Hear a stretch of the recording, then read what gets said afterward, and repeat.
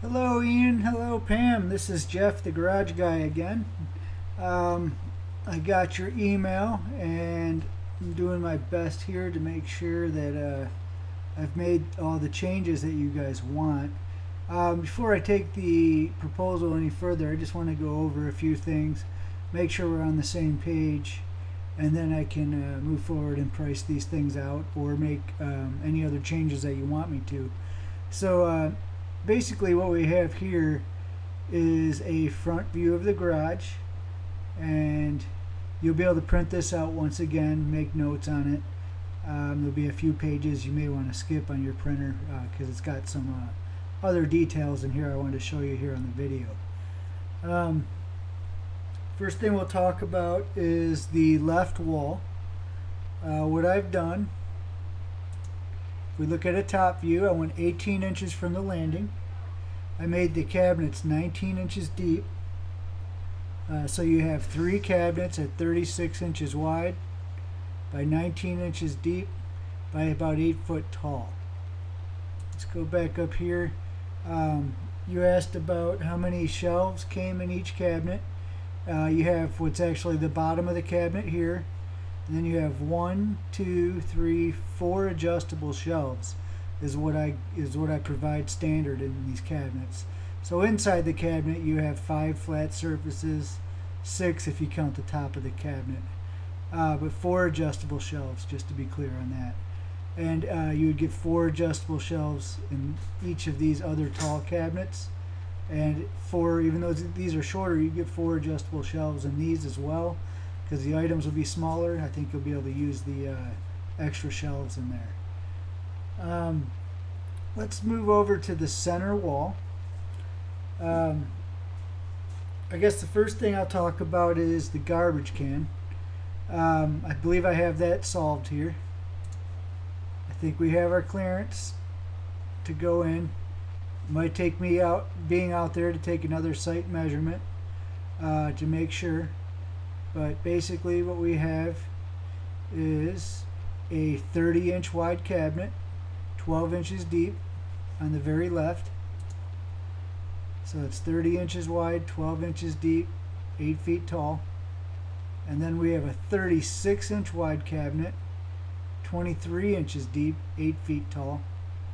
And then we have if I remember correctly, a 24-inch wide cabinet, a 36-inch wide cabinet, and a 24-inch wide cabinet.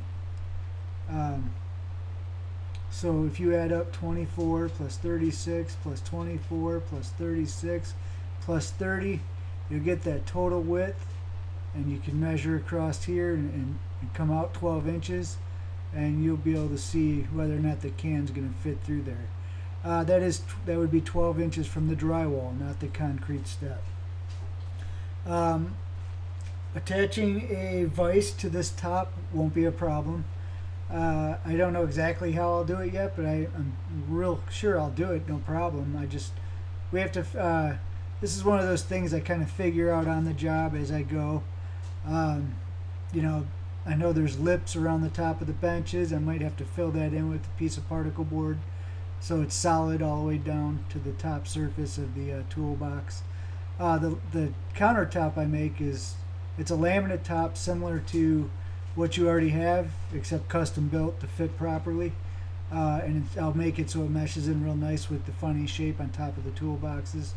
I'm a good carpenter, a good cabinet maker, a good countertop maker. I'll make it right and professional, and I'll make it so we can attach that vise, and the end result will most likely be the vise bolts going through the top, through a secondary panel or spacer, through the metal, into the metal cabinet where the bolts will be applied underneath if the drawer clearance allows. While we're talking about the center cabinets, I wanted to show you how this is working exactly. Before I had this cabinet next to the cabinets at 16 inches deep, you were concerned about the door swing and hitting this. Typically that's fine. I usually put a little clear bumper on the edge of the counter, but you guys do have room, so I can put a 23-inch deep cabinet here. And now this cabinet's deeper. Problem solved. I do believe you have enough room. But I also wanted to show you how these workbench or these toolboxes are actually working here. They're going to be a bit further than 18 inches from the wall because of this concrete step. On the right picture, I've removed the side panel. So you can see that the toolboxes are sitting in front of the concrete step, and I'll use wood or whatever I need to secure them up at the top. They won't just be floating here, they will be secured to the wall, but there'll be some wood in between the bench and or the toolbox and the wall. So all this will be very secure, very nicely secured to the wall. Very stable. Once again, absolutely level. That's what we do. We do it well. And I'm planning on covering everything up with this panel to get rid of that space. So that's one reason for the panel. Plus, it's just a nice way to box this in. And as you can see in this picture, I've changed the cabinets over to black. The cabinet color, I believe you asked about the cabinet color. I didn't get I pulled the sample out, but we got distracted. I didn't get a chance to show you. These pictures show pretty well. I use white melamine typically, and then I use this nice dark gray edge around the outside of every door, and it gives it that really nice strong look. And this edge it's real thick. It's a 2 millimeter thick edge, so it gives the door impact resistance, and it's a real nice touch. And you could probably see some of those in style doors in detail, maybe on the website. Look at some of the portfolio shots, and you'll see some pretty good examples of that. I do these types of cabinets most because it looks really nice, and white is a good color to brighten up the garage. It's easier to keep clean than a darker color. It doesn't get dusty. This material wipes down really easy. So I generally stick to the white unless somebody wants me to do something different. If you do, let me know. I can send over the different options, although they do tend to have an impact on price. Store wall. What I generally do with the store wall kind of depends on the location of some light switches and other items in the garage. Let's say, for instance, you have a sprinkler system, and the top of that sprinkler system is 62 inches high. Well, then the bottom of your store wall strip will be 62 inches high. But typically I aim for 60 inches high to the bottom of the pinstripe.